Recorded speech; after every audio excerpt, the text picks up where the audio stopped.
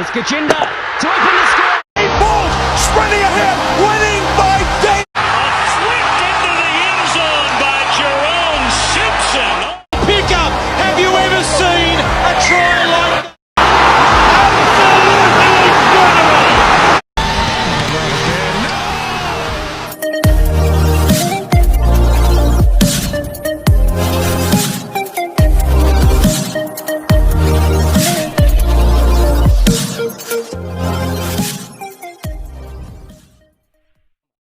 खैर मकदम करते हैं आप सबका इस स्पोर्ट्स मैगजीन में, जिसका नाम है खेल के मैदान से, जो आप हर हफ्ते यानी एतवार को 8:30 बजे देखते हैं हमारी YouTube channel SHQ radio active पे और ग्लोबल न्यूज़ नेटवर्क पे।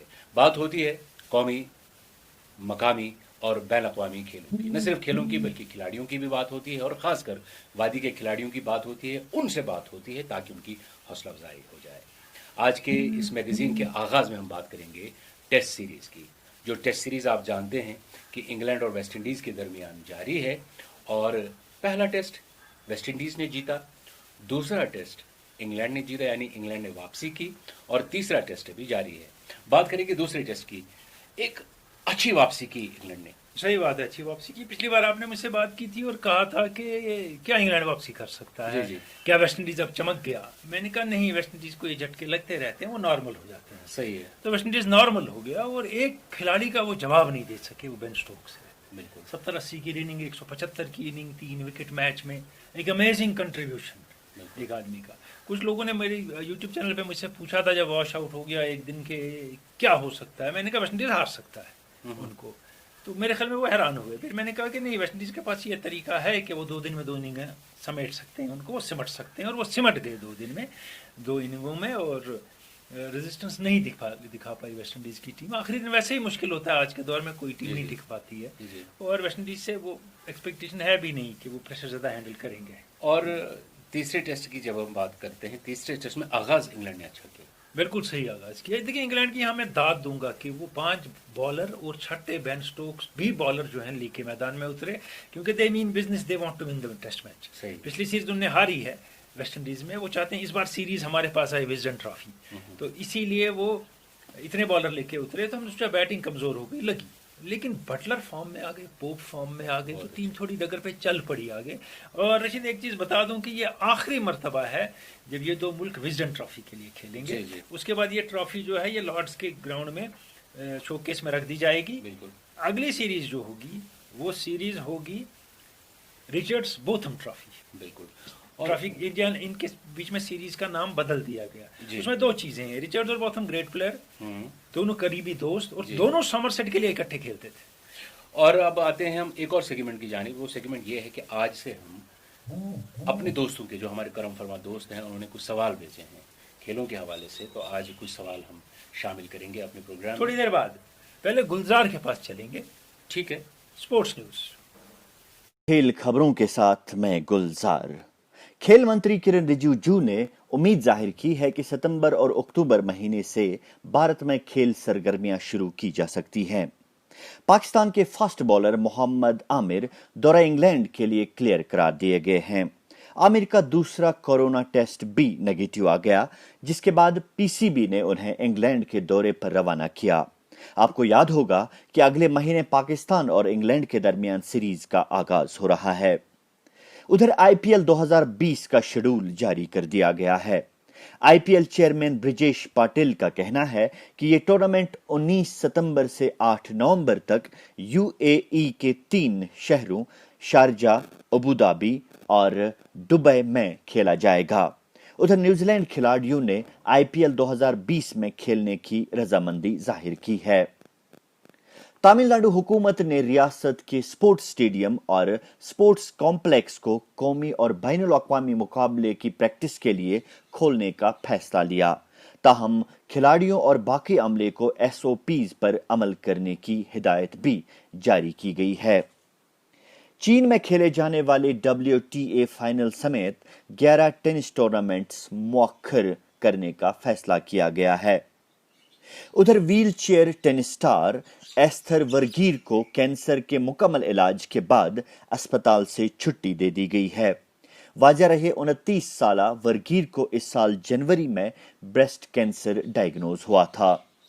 कोविड-19 प्रोटोकॉल की खिलाफ वर्जी के पादाश में दुनिया की 51वीं सीड खिलाड़ी डेनियल कॉलिंस को ग्रीन ब्रियर रिजॉर्ट में WTT मुकाबले से बरतरफ किया गया। कॉलिंस प्रोटोकॉल का लिहाज किए बिना मैदान से बाहर आई थी। फुटबॉल राइटर्स एसोसिएशन यानी FWA के footballer of the year Liverpool के कैप्टन जॉर्डन हेंडरसन को करार दिया गया। उन्हें यह खिताब साल 2019-20 के लिए दिया गया। उधर लिवरपूल ने पहला English title premier league trophy 30 साल तारीख में पहली बार अपने नाम की। शायकीन की गैर मौजूदगी में एक सनसनीखेज मुकाबले में लिवरपूल ने चेल्सी को 5-3 से शिकस्त दी। जर्मनी के साबिक स्ट्राइकर सेंड्रो वेगनर ने चाइनीज फुटबॉल से किनारा कशी इख्तियार करने का फैसला किया। यह फैसला वेगनर ने एक इंतहाई नाजुक वक्त पर लिया जब चाइनीज सुपर लीग की शुरुआत हो रही है। वाजह रहे 32 साला जर्मन फुटबॉलर 5 मिलियन यूरो के एवज नॉर्थ ईस्ट चाइनीज क्लब की नुमाइंदगी पर राजी हुए थे। इस दौरान वेगनर ने इस क्लब के लिए 26 मैचेस में 12 गोल स्कोर किए। रवां साल बैलन ड'ओर अवार्ड न देने का फैसला किया गया है। इस दौरान यूरोपियन फुटबॉल गवर्निंग बॉडी ने रवां साल के यूरो कप को अगले साल तक मुअख्खर करने का फैसला लिया, जबकि कोपा अमेरिका को भी मुलतवी किया गया। उधर ICC ने भी T20 आलमी कप को मुलतवी करने का फैसला लिया। आपको याद होगा यह आलमी कप इस साल ऑस्ट्रेलिया की सरजमीन पर अक्टूबर-नवंबर महीने में मुनक्किद होने जा रहा था।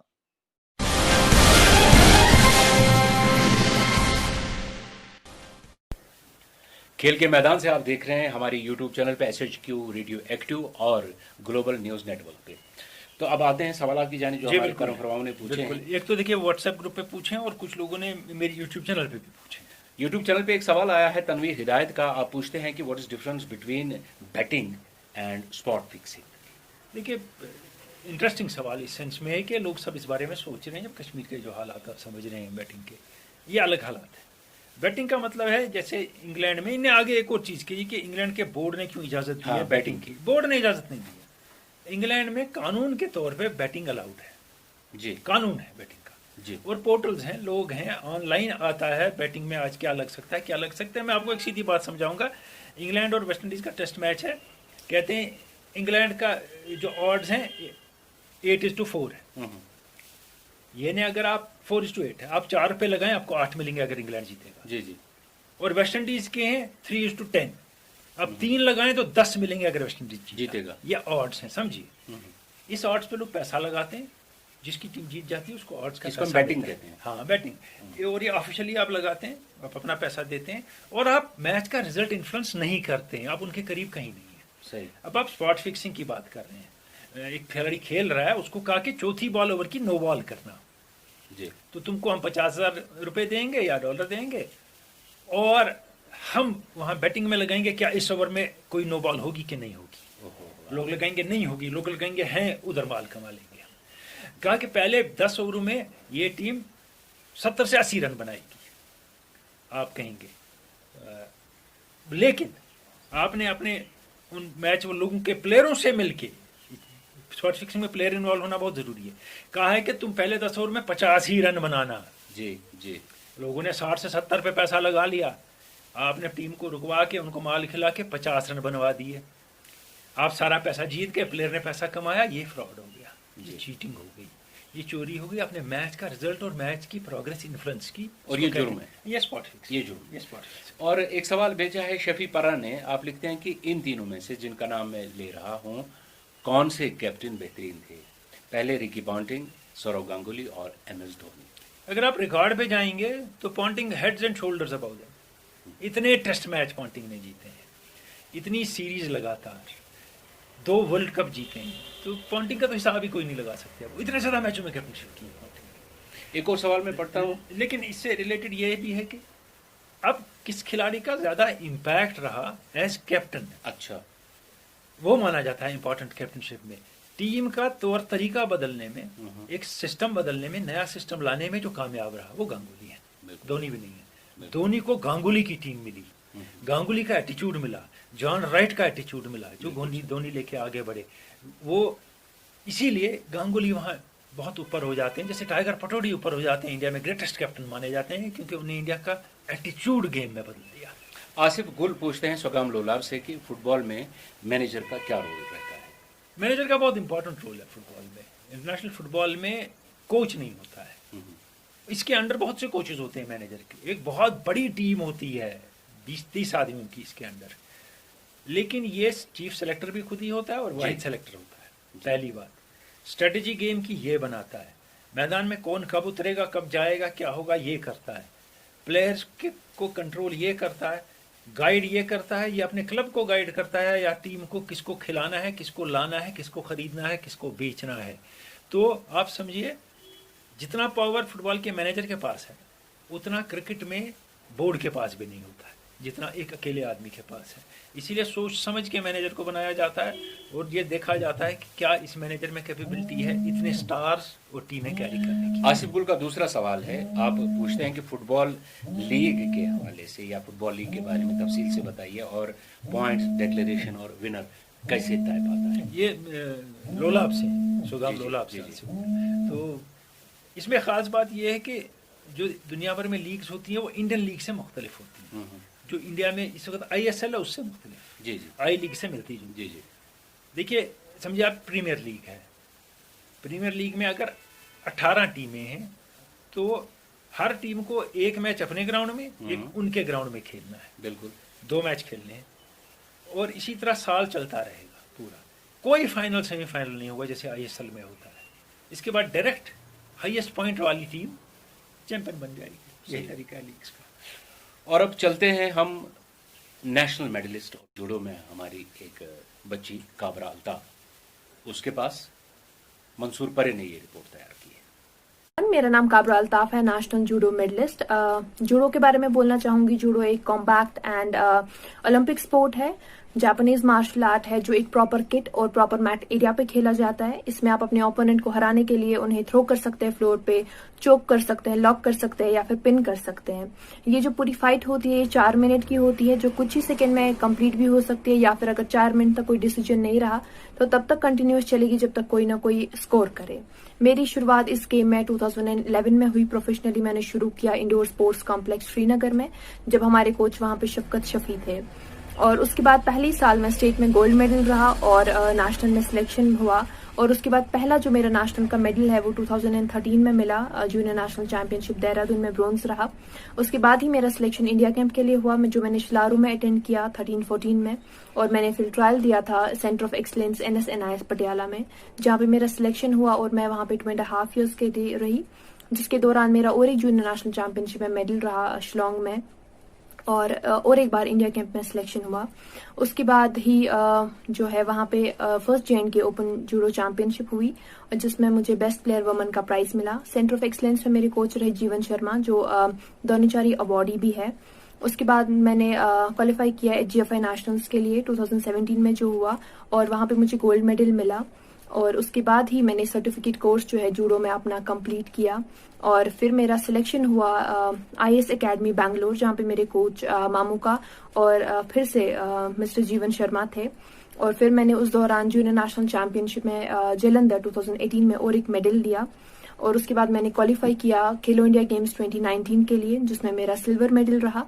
और फिर क्वालिफाई किया 2020 खेलो इंडिया गेम्स के लिए, जहाँ पे मेरा अभी ब्रॉन्ज मेडल रहा। और रिसेंटली मेरा सिलेक्शन अभी इंडिया कैंप के लिए हुआ है, जो अभी अटेंड करना बाकी है। और इसके बीच में जो अवार्ड्स मुझे मिले हैं उनमें से south Asia piece movement award या फिजा अवार्ड जैसे मिले हैं। और बाकी जो सेमिनार्स काफी ज्यादा अटेंड किए हैं, जो फॉरेनर कोचेस आए थे इंडिया में, उनके साथ काफी अच्छा एक्सपीरियंस रहा है, वो सब अटेंड किया है। और अभी रिसेंटली मैं अपनी अपकमिंग चैंपियनशिप्स के लिए प्रिपेयर कर रही हूँ। और मेरा मैसेज रहेगा सारे जो यूथ है या फिर पेरेंट्स है उनके लिए ये कि आप अपने बच्चों को ज्यादा से ज्यादा सपोर्ट करें, चाहे वो स्पोर्ट्स की बात हो या और कोई एक्टिविटी हो, इंडोर आउटडोर स्पोर्ट हो या कुछ भी एक्टिविटी हो, बच्चों को सपोर्ट करें, क्योंकि बच्चों को स्पोर्ट से ज्यादा कुछ भी नहीं चाहिए। और बच्चों के लिए यही रहेगा, खासकर गर्ल्स एंड बॉयज के लिए, कि आप लोग अपने पैशन को कंटिन्यू करें। आप रिजल्ट्स नहीं देखे, जस्ट आप हार्ड वर्क करते जाए और रिजल्ट जरूर आपको मिलेंगे। एंड मैं आप सबको अपनी थोड़ी सी स्टोरी और जूडो के बारे में बता।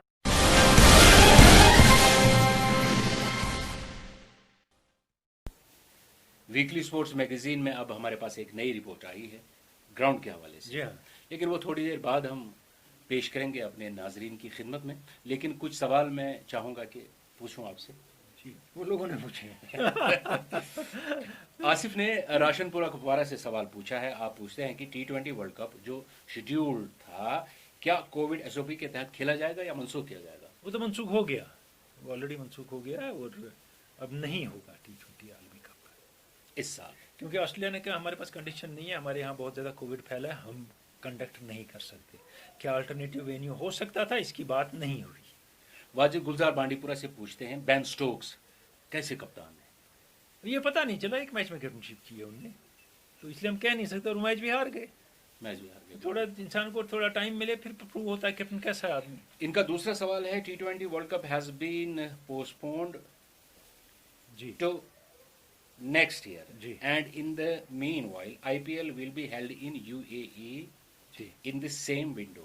Does this mean ICC is totally incompetent and has totally bowed down before BCCI? In a way yes, एक तरीके से सही कह रहे हैं आप। मैं बताऊंगा कैसे आप सही कह रहे हैं। सितंबर से नवंबर 8 तक चलेगा जी UAE में अब IPL, तो क्या अल्टरनेटिव वेन्यू नहीं हो सकती थी हमारे लिए जी, जिसमें T20 वर्ल्ड कप खेला गया था? जरूरी है ऑस्ट्रेलिया में खेला जाए? ICC अगर इफ दे मेंट बिजनेस खिलाना था, लेकिन ICC ने भी बेहतर समझा IPL ही लोग खेलें, हम फ्री रहें। और ये आज की बात नहीं है, आप जो कह रहे हैं सही कह रहे हैं, लेकिन अब आप समझ रहे हैं। और ये मैं पिछले 20 साल से कह रहा हूँ, toothless cat, useless organisation ICC है। ICC में कोई दम नहीं है जी, कोई फैसला लेने का और क्रिकेट की बेहतरी का सोचने का। तो इसलिए जो BCCI चाहता है ICC वही करता है। एक और सवाल पूछेंगे, उसके बाद हम चलेंगे ग्राउंड रिपोर्ट की तरफ। वसीम राजा इमदादपुरा कुपवारा से पूछते हैं, how can we set the power play fielding during the power play in all the 3 formats of cricket? देखिए, फॉर्मेट्स की जहाँ तक बात है, क्रिकेट में तो कोई टेस्ट में कोई पावर प्ले नहीं है जी। वनडे में आपके मुख्तलिफ पावर प्ले हैं। एक में आपके शुरू के पावर प्ले में 2 ही फील्डर बाहर रहते हैं सर्कल के, उसके बाद आपके 4 फील्डर बाहर रहते हैं सर्कल के, और आखिरी 10 ओवर में 5 फील्डर रहते हैं बाहर सर्कल के। ये चेंजेस हैं। T20 में भी ऐसे ही चेंजेस हैं, मगर T20 में 3 के बजाय 2 ही पावर प्ले हैं कि पहले फील्डर अंदर और उसके बाद फील्डर बाहर। तीसरा पावर प्ले का टाइम नहीं है क्योंकि उतना होता नहीं है जी। और अब चलते हैं हम ग्राउंड रिपोर्ट की तरफ, फयाज सूफी के पास, बांडीपुरा।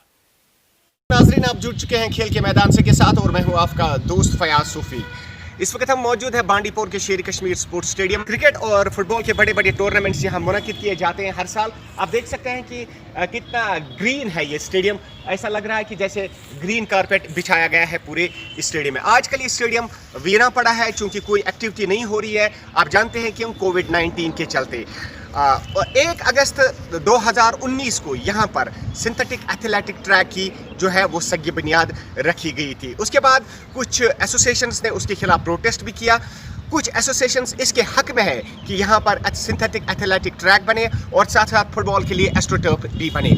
आज यहाँ पर जो दड़ा है जो इसकी हिमायत करता है कि यहाँ पर एथलेटिक ट्रैक और फुटबॉल के लिए सिंथेटिक एथलेटिक टर्फ लगाई जाए, वो एक प्रेस कॉन्फ्रेंस करने जा रहा है। लेकिन इसके साथ साथ कंट्रोवर्सी यहाँ पर पैदा हो गई है। जो दूसरा दड़ा है वो इसके खिलाफ है। आज यहाँ पर प्रेस कॉन्फ्रेंस कर रहा है, उसमें मार्शल आर्ट की मुख्तलिफ एसोसिएशंस और फुटबॉल एसोसिएशन के सदर वो भी इनके साथ है, लेकिन कुछ फुटबॉल जो टीमें हैं वो इसकी मुखालिफ है। आइए चलते हैं प्रेस कॉन्फ्रेंस में। प्रेस एफिलिएटेड हैं वो इसकी मुखालफत करते हैं। मैंने सुना है कि वो कोर्ट में भी गए हैं।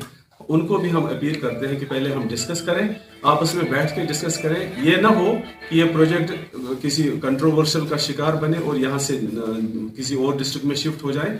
उनको भी हम रिक्वेस्ट करते हैं कि वो आ जाएं। डीसी साहब को रिक्वेस्ट करें कि सबको जमा करें। और यहाँ पे 1-2 जगह हैं जो already as play ground use हो रहे हैं, चाहे हायर सेकेंडरी ग्राउंड है, चाहे चितरनार ग्राउंड है, चाहे नाइदल ग्राउंड है, चाहे लारवाल पोरा है, चाहे वटपोरा है, उनमें से एक दो स्टेडियम को मैं डीसी साहब से अपील करूंगा कि एक दो स्टेडियम को वो कंस्ट्रक्ट करें, थोड़ा फंड रिलीज करें ताकि उनको फुटबॉल के लिए नियुक्त करें और क्रिकेट के लिए नियुक्त करें, ताकि इस ग्राउंड को ये बनने दिया जाए। ये अपॉर्चुनिटी हम खोना नहीं चाहते। ये मेरा रिक्वेस्ट है डिप्टी कमिश्नर। क्या इस ग्राउंड में सिंथेटिक फुटबॉल ट्रैक बन रहा है? एथलेटिक ट्रैक हम सर फयाज साहब जो हमने अभी देखा है, जो हमें वीडियो मिला है, उसके हिसाब से यहाँ क्रिकेट का भी मिनी क्रिकेट स्टेडियम बन रहा है। जब एथलेटिक ट्रैक बनेगा तो उसमें क्रिकेट नहीं बैठ सकता है, उसमें क्रिकेट नहीं खेली जा सकती है। प्रैक्टिस के लिए बन रहा है, उन्होंने दिखाया है। और फुटबॉल का ग्राउंड अच्छी तरह सिंथेटिक ग्राउंड बन रहा है, वो तो ग्राउंड बन रहा है, प्ले ग्राउंड होगा, ऑस्ट्रो ट्रफ होगा उस पर। इससे ज्यादा और हमें क्या चाहिए?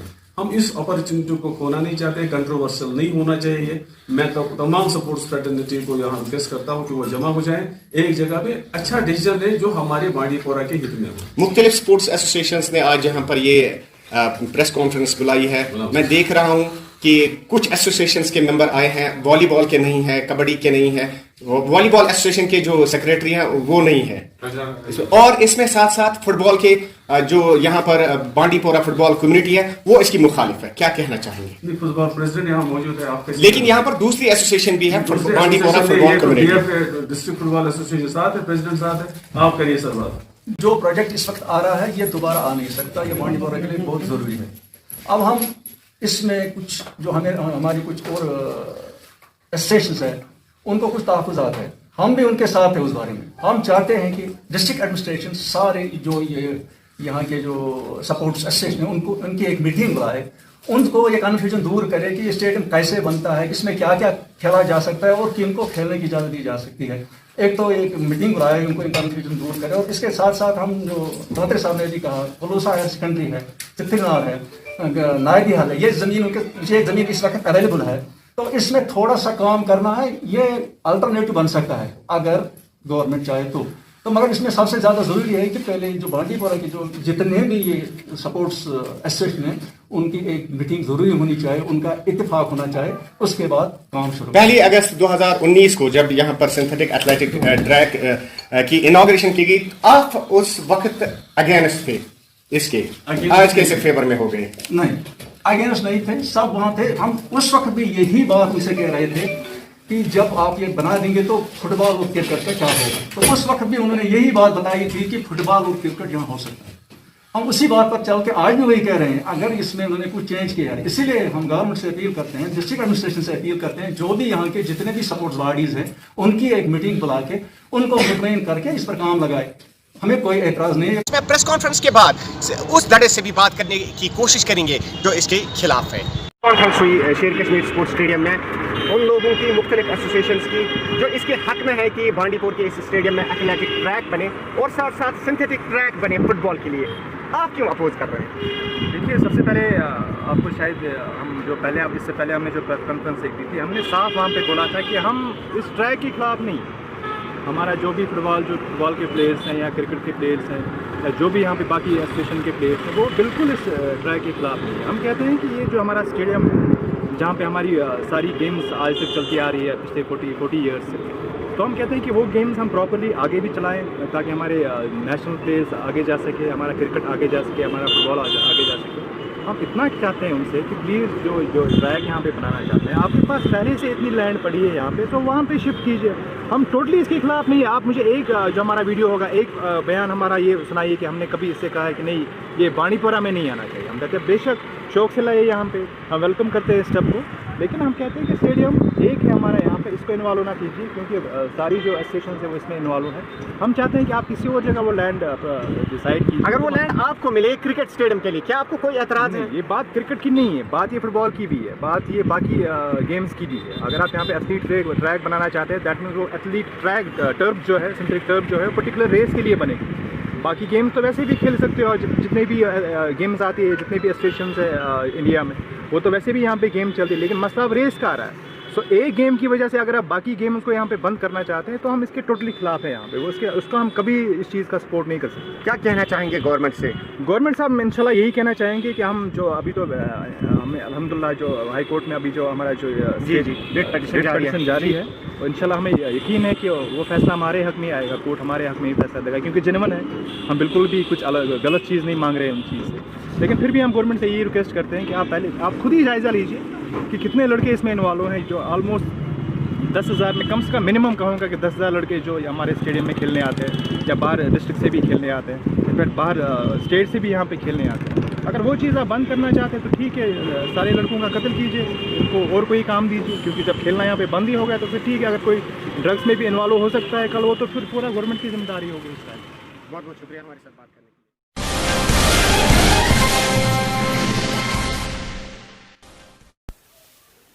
रिपोर्ट हमने देखी ग्राउंड की और आपने भी देखी, लोगों ने भी देखी, और फयाज ने कहा कि प्रेस कॉन्फ्रेंस भी हुई, वो भी देख ली हमने, वो भी हमने देख ली। कुछ लोग कहते हैं कि सिंथेटिक ट्रैक लगना चाहिए, कुछ कहते हैं कि नहीं लगना चाहिए, आपकी क्या राय है? देखिए बात है कि सोचने के लायक है जी जी, कि बहुत से लोग जो कह रहे हैं सिंथेटिक ट्रैक होना चाहिए, उनका किसी ट्रैक एंड फील्ड से ताल्लुक ही नहीं है। वो बहुत से मार्शल आर्ट से ताल्लुक रखते हैं जो एक बंद कमरे में खेला जाता है। जी जी, पहली बात। लेकिन कंसर्न स्पोर्ट्स का उनको हो सकता है, इसमें कोई दो राय नहीं है। फिर दूसरी बात, सिंथेटिक ट्रैक बांडीपोरा में ही क्यों लगेगा कश्मीर में 400 मीटर का रेस के लिए? क्या वहाँ सर्वे हुआ है कि वहाँ एथलीट अच्छे हैं? क्या इर्द गिर्द के इलाके में एथलीट अच्छे हैं जो ट्रैक यूटिलाइज करेंगे और वहाँ से हम एथलीट प्रोड्यूस करेंगे? नहीं, ऐसा कुछ नहीं हुआ होगा तो हम नहीं जानते, एक बात।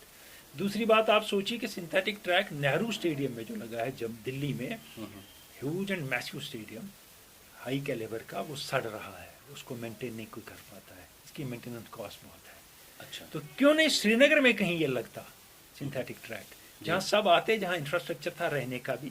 अब बांडीपोरा में क्या ऐसे आपके पास जगह है कि लोग वहाँ जाएंगे ट्रेन करने सारे J&K से, और हॉस्टल है जिसमें 50 और 100 आदमी रहेंगे जो ट्रेन करेंगे? नहीं। सही बात। तो आप कहाँ निकले सिंथेटिक ट्रैक लेके बांडीपोरा में और खुश करने लोगों को हम 400 मीटर का ट्रैक बना रहे हैं, अगर ये बना रहे हैं आप, पहली बात। दूसरी बात, हर टाउन में नॉर्मली एक मल्टीपर्पज स्टेडियम होता है जी, जहाँ सारे खेल खेले जाते हैं। या तो आप डिफरेंट गेम्स के लिए डिफरेंट स्टेडियम प्रोवाइड करिए, क्योंकि ट्रैक वाले स्टेडियम में फुटबॉल खेली जा सकती है, बाकी जगह भी खेली जाती है, लेकिन क्या उसके बाद फुटबॉल प्लेयरों को दाखिल होने दिया जाएगा कि नहीं? सही। ये बड़ा इंपॉर्टेंट है। फिर क्रिकेट वाला कहाँ जाएगा? आप माने ना माने, सबसे पॉपुलर गेम वही है। एक सवाल मैं पढ़ूंगा, ऐसा ही है एक सवाल, एक इसी हवाले से एक सवाल हम तक पहुंचाया है इश्तियाक मल्ला ने, आप बागुरा बारामूला से लिखते हैं कि my question is regarding the issue of AstroTurf playing in different grounds by the concerned agencies, as there is hue and cry from cricket players. But what is the role of JKCA then if it cannot provide standard cricket pitches to their players, and why are the players not approaching JKCA? ये आपका बहुत valid point है कि अगर आपके पास मैदान नहीं है क्रिकेट के लिए, क्रिकेट एसोसिएशन है पैसे वाली है, BCCI पैसे वाला है, वो क्यों नहीं कोई मैदान तैयार करते हैं? वो क्यों नहीं पिचेस बनाते हैं या कोई ग्राउंड ओन करते हैं, यहाँ क्रिकेट खेलो, ये इसको हम मेंटेन करेंगे और कोई खेल नहीं खेला जाएगा यहाँ? तो वो खामोश है एज यूजुअल, क्योंकि काम कुछ नहीं करना है, सिलेक्शन ट्रायल करनी है, टीम सेलेक्ट करनी है, उन्हीं पोनी, और निकलना है काम पे। एक बात ये। दूसरी बात जो इन्हें कही है, ये मुझे इनके इस बात से आइडिया मिलता है एस्ट्रोटर्फ का। एक एस्ट्रोटर्फ फुटबॉल की होती है जो यहाँ लगी, ऑल सीजन है, बड़ा फायदा है कश्मीर में अगर हो, किसी मैदान में लगती है फुटबॉल के लिए, बहुत अच्छा है। दूसरी हॉकी की एस्ट्रोटर्फ लग रही है सिंगापुरा में, और सिंगापुरा डिजर्व करता है हॉकी एस्ट्रोटर्फ। वहाँ हॉकी प्लेयर बहुत ज़्यादा हैं और उन्होंने बहुत कंट्रीब्यूट किया है। क्रिकेट को कोई और जगह दी जा सकती है, लेकिन सिंगापुरा के प्लेटो पे जहाँ वो रूरल फेस्टिवल करते हैं, अगर 5-7 साल पहले अनाउंस हुआ था, अगर कोई हॉकी का एस्ट्रोटर्फ बनता है तो गलत नहीं है। बिल्कुल। और 2 सवाल और पूछूंगा मैं, इन 2 सवालों का ताल्लुक तकरीबन एक जैसा है। इब्राहिम पूछ रहे हैं सवाल कि क्या मोहम्मद आमिर इंग्लैंड सीरीज़ के लिए मुंतखब होंगे? अगर रिकॉर्ड्स देखें तो उनकी कारकर्दगी वहाँ शानदार रही है। और RJ मीर अखलाक का सवाल है, why Aamir is considered again and J Khan ignored? जवाब मिल गया, उनको जवाब मिल गया कि जुनैद खान इग्नोर हो रहे हैं, ये हम भी नहीं जानते क्यों हो रहे हैं, इसमें क्या पॉलिटिक्स है हमें किसी को नहीं पता है। और जहाँ तक आमिर का ताल्लुक है इंग्लैंड में अच्छी परफॉर्मेंस का, जब वो मैच फिक्सिंग से बैन नहीं हुए थे स्पॉट फिक्सिंग में, उससे पहले उनकी परफॉर्मेंस इंग्लैंड में अच्छी थी, उसके बाद अच्छी नहीं रही है टेस्ट मैचों में। टेस्ट मैच में वो बॉलिंग पूरी कर भी नहीं पाते हैं, तो मेरे ख्याल में जगह नहीं बनती है उनकी टीम में। अगर आप नए ला रहे हैं बॉलर, अच्छे बॉलर ला रहे हैं, और अभी हम जो ट्रायल मैच देख रहे हैं सुहेल खान ज़बरदस्त बॉलिंग कर रहे हैं वहाँ, उनको कंसिडर नहीं कर रहे थे, स्विंग बॉलर हैं, इंग्लैंड में विकेट ले सकते हैं वो। तो इसीलिए आमिर अगर शॉर्ट फॉर्म में कहीं फॉर्मेट में आ जाते हैं दाखिल तो ठीक है, टेस्ट के लायक नहीं है आप, और वो उनका मन भी नहीं है टेस्ट खेलने में। आरजे मीर अखलाक का एक और सवाल है, लिखते हैं कि क्या जेसन होल्डर को अंडररेटेड हमने माना है? बिल्कुल माना है, जैसे शिव नारायण चंद्रपाल को अंडररेटेड बैट्समैन माना है, क्योंकि टीम हारती है, टीम हर वक्त पीछे ही रहती है, हम कंसीडर नहीं करते हैं वहाँ अच्छी परफॉर्मेंस हो सकती है, इसलिए होल्डर की बहुत अच्छी परफॉर्मेंस है गिवन सर्कमस्टांसेस। पिछले हफ्ते हमने बात की थी जी.आर. विश्वनाथ की। जी हाँ, क्या ग्रेसफुल खिलाड़ी, बहुत ज़्यादा। आज हम तफसील से उनकी बात करेंगे और बात करेंगे शब्बीर खान। 15 नवंबर 1969 को भारत की जानिब से कानपुर में ऑस्ट्रेलिया के खिलाफ टेस्ट मैच में एक खिलाड़ी का डेब्यू होता है। मैच की पहली इनिंग्स में जब ये खिलाड़ी बैटिंग करने आता है तो बगैर कोई रन बनाए आउट हो जाता है। टीम के कैप्टन नवाब मंसूर अली खान पटौड़ी जब इस खिलाड़ी को मायूस देखते हैं तो हौसला अफजाई करते हुए कहते हैं, मायूस ना हूं, आप दूसरी इनिंग्स में सेंचुरी स्कोर करेंगे। कैप्टन की यह हौसला अफजाई रंग लाती है और यह खिलाड़ी दूसरी इनिंग्स में 137 रन की लाजवाब इनिंग्स खेलता है। इस खिलाड़ी को दुनियाई क्रिकेट गुंडप्पा विश्वनाथ के नाम से जानती है। बैनुल-अक़वामी क्रिकेट में आने से पहले फर्स्ट क्लास क्रिकेट में भी उनकी शुरुआत धमाकेदार रही और उन्होंने डेब्यू मैच में डबल सेंचुरी स्कोर की। यूं विश्वनाथ क्रिकेट की तारीख में ऐसे वाहिद खिलाड़ी हैं जिन्होंने अपने फर्स्ट क्लास क्रिकेट का आगाज़ डबल सेंचुरी से और अपने इंटरनेशनल क्रिकेट का आगाज़ सेंचुरी से किया। बैनुल-अक़वामी सतह पर भारत की नुमाइंदगी करते हुए उन्होंने 91 टेस्ट मैच खेले और 41.93 के औसत से 6080 रन स्कोर किए। टेस्ट क्रिकेट में उन्होंने 14 सेंचुरी स्कोर की हैं। 14 सेंचुरीज में से 13 मरतबा भारत ने मैच जीता, जबकि एक मरतबा मैच ड्रॉ हो गया, जो कि इत्तेफाक से उनका डेब्यू मैच था। टेस्ट क्रिकेट में विश्वनाथ का इनफरादी हाईएस्ट स्कोर 222 है, जो उन्होंने चैपॉक में इंग्लैंड के खिलाफ बनाया। उन्होंने टेस्ट क्रिकेट में एक विकेट भी हासिल कर रखी है। इसके अलावा उन्होंने 25 एक रोज़ा मैच में भी भारत की नुमाइंदगी की। विश्वनाथ ने कई बार मर्द बहरान बनकर तारीखी इनिंग्स खेली और अपनी टीम को मुश्किलात से उभारा और फतेह से हमकिनार किया। 1974-75 में खेली गई भारत और वेस्टइंडीज़ के माबेन टेस्ट सीरीज़ में उन्होंने मद्रास यानी चेन्नई में 97 रन की नाकाबिले फरामोश इनिंग्स खेली, जिसे विजडन क्रिकेट ने बेहतरीन इनिंग्स में से एक करार दिया। भारत को जीतने के लिए 190 रन दरकार थे, लेकिन मुश्किल बैटिंग कंडीशंस और वेस्टइंडीज की बरक रफ्तार बॉलिंग के सामने यह हदफ मुश्किल नजर आ रहा था। विश्वनाथ इन सबर आजमा हालात में विकेट पर डटे रहे और टीम को फतेह से हमकिनार किया। इसी तरह की एक और इनिंग्स उन्होंने 1976 में पोर्ट ऑफ स्पेन में खेली, जब भारत ने वेस्टइंडीज के मुकर्रर करदा 403 रन के हदफ को अबूर करके तारीख रकम की। उन्होंने इस मैच में 112 रन स्कोर किए। क्रिकेट के तज्जिया निगारों का मानना है कि विश्वनाथ तकनीकी तौर पर एक मुकम्मल बैट्समैन थे और उनके पास हर किस्म के स्ट्रोक्स हुआ करते थे। सुनील गावस्कर का कहना है, कई बार ऐसे हालात भी पैदा हुए जब हमारे लिए बैटिंग करना मुश्किल हो जाता था, लेकिन विश्वनाथ ऐसे हालात में भी बड़ी आसानी के साथ बैटिंग करते। वेस्टइंडीज और ऑस्ट्रेलिया जैसे मजबूत बॉलिंग अटैक्स के खिलाफ उनकी औसत 50 रही है। एक इंटरव्यू के दौरान जब उनसे पूछा गया कि उनकी सबसे पसंदीदा और क्रूशल इनिंग्स कौन सी है, तो उन्होंने 1974-75 की टेस्ट सीरीज में वेस्टइंडीज के खिलाफ कोलकाता में खेली गई 139 रन की इनिंग्स को अपनी पसंदीदा और क्रूशल इनिंग्स करार दिया। गुंडप्पा विश्वनाथ एक हर दिल अजीज शख्सियत के मालिक रहे हैं। उनके मद्दाह और उनके टीममेट्स, यहाँ तक कि उनके हरीफ खिलाड़ी भी उनकी इज्जत करते थे। उनकी स्पोर्ट्समैनशिप भी अदीमुल मिसाल है। 1979-80 में भारत और इंग्लैंड के माबेन खेले गए गोल्डन जुबली टेस्ट मैच में विश्वनाथ कैप्टन थे। मैच के दौरान जब अंपायर ने इंग्लिश बैट्समैन बॉब टेलर को गलत आउट करार दिया तो विश्वनाथ ने उनको वापस बुलाया। विश्वनाथ का यह फैसला भारत को भारी पड़ा, क्योंकि टेलर ने अपनी बैटिंग से इंग्लैंड की जीत में अहम किरदार अदा किया, लेकिन विश्वनाथ ने अपनी स्पोर्ट्समैनशिप से शायकीन क्रिकेट के दिल जीत लिए। गुंडप्पा विश्वनाथ के क्रिकेटिंग करियर में कई दिलचस्प वाकयात पेश आए।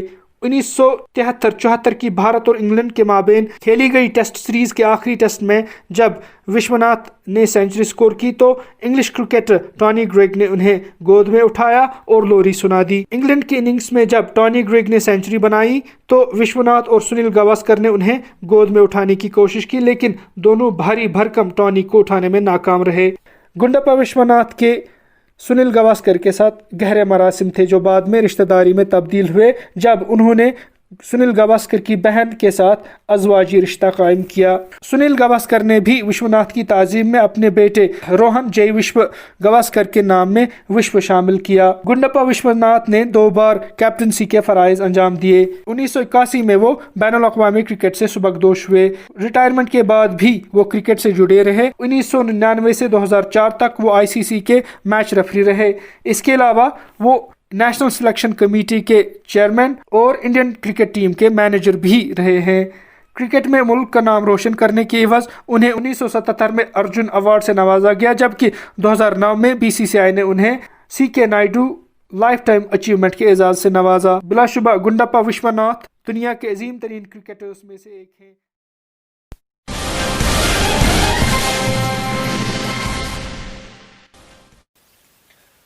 GR विश्वनाथ लाजवाब खिलाड़ी, नो डाउट। मुझे याद आ रही है 1974 की सीरीज जब वेस्ट इंडीज की टीम की टीम यहाँ थी और इन्होंने क्या कमाल का खेला था।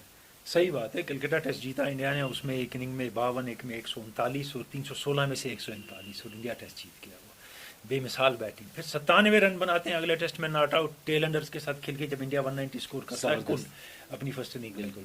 और फिर चेज में भी चेज तो नहीं करते हैं, दूसरी इनिंग में भी अच्छा खेलते हैं और सब मान लेते हैं कि वो जो 97 रन की इनिंग है इनकी, वो 281 रन जो लक्ष्मण के हैं उससे बेहतर इनिंग है। अच्छा। हाँ, दुनिया मानती है, क्योंकि उस मैच में रॉबर्ट्स कोई 12 विकेट भी ले लिए रॉबर्ट्स ने, लेकिन जो इनकी बैटिंग है लाजवाब। और मैंने जब आपके साथ कई बार इनके बारे में बात की तो एक बात आपने अक्सर मुझे आपने विश्वनाथ के बारे में कही थी, वो मुझे लगता है कि आज आप ज़रूर दोहराएंगे, वो ये बात कि जितनी इन्होंने सेंचुरीज बनाई हैं उन सेंचुरी, वो सारी सेंचुरी जो बनाई हैं तकरीबन एक को छोड़ के सारे मैचेस इंडिया जी हाँ, 13 में से 13 मैच जीते हैं, 14 में ड्रॉ रहा है। पहला टेस्ट मैच जो था कानपुर में, देखिए जीतने की रेट कितनी हाई है। इसका मतलब है किस इंपॉर्टेंट मौके पे, किस क्रूशल टाइम पे ये सेंचुरी बनाते थे। बिल्कुल। तो हम स्टैट्स पे ना जाए, इनके 25,000 रन नहीं है, इनकी 30 सेंचुरियाँ नहीं है, उस पर ना जाए। और हमने एक और चीज़ देखी है कुछ खिलाड़ियों में कि वो खिलाड़ी बहुत अच्छे होते हैं, लेकिन जब वो दुनियाई मामलात में आते हैं तो मसलहत पसंद होते हैं। बिल्कुल सही है। लेकिन ये विश्वनाथ ऐसे हैं, एक तो स्पोर्ट्समैनशिप इनकी ज़बरदस्त है।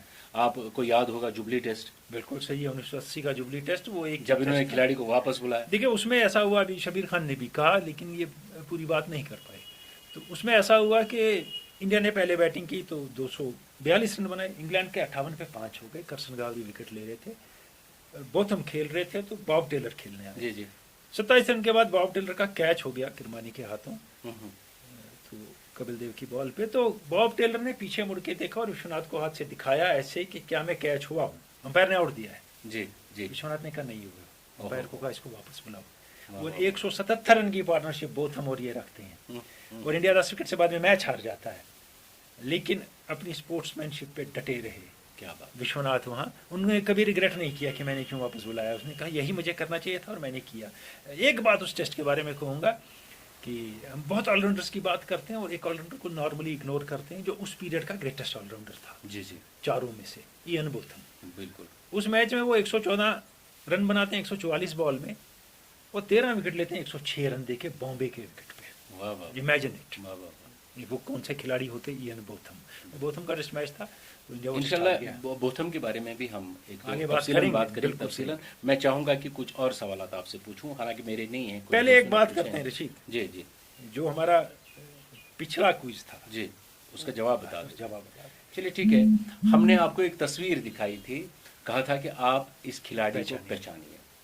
तो बहुत सारे दोस्तों ने कोशिश की है कि एक इंटरेस्टिंग बात मैं आपको बताऊं। बहुत सारे दोस्तों ने, किसी ने कहा है कि ये चार्ल्स बैनरमैन है, तो किसी ने कहा कि मंसूर अली खान पटौदी साहब हैं, किसी ने कहा कि टिम फॉस्टर हैं, तो एक दोस्त ने क्या कहा पता है, कहा कि ये यूनिस खान है। आजकल तो यूनिस खान को आप देख रहे हैं। तो भाई साहब ये आप जवाब दे दीजिए। कोई सही है? हाँ बहुत सारे सही हैं, उनके जवाब मैं बताऊंगा, लेकिन पहले आप सही जवाब बताइए। देखिए ये है इफ्तिखार अली खान पटौदी, मंसूर अली खान पटौदी के वालिद। ये डेब्यू सेंचुरियन है, इन्हें इंग्लैंड के लिए खेलते हुए अपने पहले टेस्ट में 22 साल की उम्र में ऑस्ट्रेलिया के खिलाफ सेंचुरी बनाई थी और इन्होंने रिप्रेजेंट किया इंडिया को भी। 46 में इंडिया के कैप्टन बने, 34 में भी आए थे, इनको बुलाया गया था आप 32 में टीम को लीड करिए, फिर 34 में भी। लेकिन इन्हें जो हालात देखे यहाँ विजयनगर के सीके नायडू लाला अमरनाथ के झगड़े, तो इन्हें कहा मैं फिट नहीं हूँ फिलहाल, मैं नहीं खेलूंगा, नहीं खेला इंडिया के लिए। और एक बात जाते जाते कहूँगा, इससे पहले कि ये नाम सुनाए उनकी जिन्हें सही जवाब दिया है, ये वो वाहिद खिलाड़ी है दुनिया का, जब बॉडी लाइन सीरीज हुई, जब जार्डीन ने कहा लॉरवुड को और बाकी बॉलरों को कि जिस्म पे बॉले मारो ऑस्ट्रेलियन खिलाड़ी के, तो इनको कहा उस लेग ट्रैप में फील्डिंग करो, इन्हें कहा मैं नहीं करूंगा। जार्डीन को सीधा I don't play my cricket like this, और वो इनका इंग्लैंड के लिए आखिरी टेस्ट मैच था। उसके बाद इनको नहीं खिलाया गया, लेकिन इन्हें रिग्रेट नहीं किया, इन्हें कहा ये अनसपोर्टिंग है, मैं ऐसे नहीं खेलता। क्या बात है। और अब उन दोस्तों के नाम जिन्होंने इनको पहचाना और सही जवाब दिया, आप हैं आबिद शफी मालमनपुरा सोपोर से, बासित फारूक मलिक आप सोएबुक पड़काम से, इश्तियाक वानी चिठे बांडी बांडीपुरा से, मुश्ताक अहमद लोन तुर्कवांगाम शोपियान से, डार जहूर कुकरनाग, वाजिद गुलजार बांडीपुरा, मीर शमसुल हक कुंजर टंगमर्ग, शकील रमजान हरदुज्जनम रफियाबाद, जाहिद नबी पिंगलना पुलवामा, शबीर अहमद ऋषि लतपुरा पुलवामा और मुजफ्फर हुसैन मलिक आप डीगाम शोपियान से।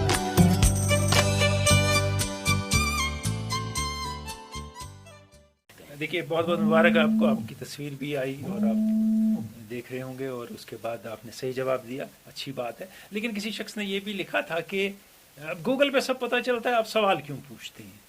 मेरी बात सुनिए, जो मैंने इतना सुना है वो भी गूगल पे पता चलता आपको नहीं। एक बात और एक दिलचस्पी है कि इन लोगों ने हिस्सा लिया, शौक है कि हमें आता है नहीं आता है, तो वो आप किसी से छीन नहीं सकते ना। नहीं, और ये एक जज्बा है, बिल्कुल, और इस जज्बे की कदर करनी चाहिए। सही बात। सवाल है चंद। जावेद नबी पूछते हैं कि बाबर आजम इंग्लैंड सीरीज में कैसे रहेंगे। अभी तो जो फॉर्म उनका चल रहा है, जो उन्होंने अपने आप को अडेप्ट किया है, तो बहुत अच्छा खेल रहे हैं। लेकिन इंग्लैंड में थोड़ी कंडीशन डिफरेंट हो जाती है, बॉल में मूवमेंट आती है। लेकिन जो मैं इंग्लैंड के विकेट देख रहा हूँ, बिल्कुल ग्रास के बगैर इंग्लैंड ने डर से बिल्कुल बैटिंग विकेट बनाए हैं, ऑलमोस्ट सपाट विकेट, बिल्कुल ब्राउन रंग के विकेट बनाए। और बाबर आजम टेक्निकली साउंड खिलाड़ी हैं, और अब समझ गए हैं इनकी इनिंग लंबी करना, तो अच्छा खेलना चाहिए। मुश्ताक लोन तुर्कवांगाम शोपियान से पूछते हैं कि अंपायर क्यों डिसीजन रिव्यू सिस्टम के लिए टी सिग्नल देता है। जी। अब क्रिकेट में सिग्नल ही कौन सा बाकी रहा, ऐसे भी किया, ऐसे भी किया, ऐसे भी किया, ऐसे भी कुछ सिग्नल बाकी नहीं रहा। लेकिन आपको मैं बताऊं, ये ऐसा सिग्नल है ना, ये बास्केटबॉल वॉलीबॉल वगैरह में टाइम आउट का सिग्नल होता है। जब टीम टाइम आउट मांगती है, वो ऐसा सिग्नल करते हैं, फिर 1 मिनट 30 सेकंड का उनको कुछ टाइम आउट मिलता है। तो यही अब ये क्रिकेट में अब कोई ना कोई सिग्नल तो रखना ही। सही बात है, जो मुख्तलिफ होता है। और डारो पुरवाना चाडूरा से पूछते हैं कि मुझे लगता है कि अब वक्त आ गया है कि जेसन एंडरसन को रिटायरमेंट लेनी चाहिए। जेम्स एंडरसन को तो मैं वो बड़ी देर से कह रहा हूँ कि जेम्स एंडरसन को पिछले 1 साल से कह रहा हूँ रिटायर होना चाहिए। लोग कहेंगे अगर उसने 5 विकेट ले लिए तो क्यों रिटायर होना चाहिए। अरे रिटायर तब होना चाहिए जब अच्छा खेल रहा है, तब नहीं होना चाहिए जब आपको डस्टबिन में डाला है फिर वहां से आप टाटा कर रहे हैं, जैसे इस खित्ते के लोग प्लेयर करते हैं। नहीं, when you are in form leave then. मेरे सरफराज सोनियम पटन से पूछते हैं क्या ये साफ जाहिर नहीं हो रहा है कि बेन स्टोक्स को तीनों फॉर्मेट्स के लिए रेगुलर कैप्टन बनाना चाहिए ताकि इंग्लैंड की टीम नई बुलंदियों को छू सके। नहीं, मुझे नहीं लगता साफ जाहिर हो रहा है। मॉर्गन ने तो आपकी इंग्लैंड की टीम 15 के डेसिमेशन के बाद जिंदा की है इस कैप्टन ने। वो वर्ल्ड चैंपियन है, वो उनको वनडे में हरा नहीं सकता कोई। वो T20 अच्छा खेल रहे हैं, तो अब मॉर्गन को किस बिना पे निकालेंगे? नहीं निकाल सकते। हाँ, टेस्ट में उनका चांस बनता है क्योंकि रूट भी कोई जबरदस्त कैप्टन नहीं है, लेकिन हो सकता है वक्त आ जाएगा, स्टोक्स का जमाना है। तो रशीद सवाल पूछ लेते हैं आज का सवाल। आप एक तस्वीर देखेंगे,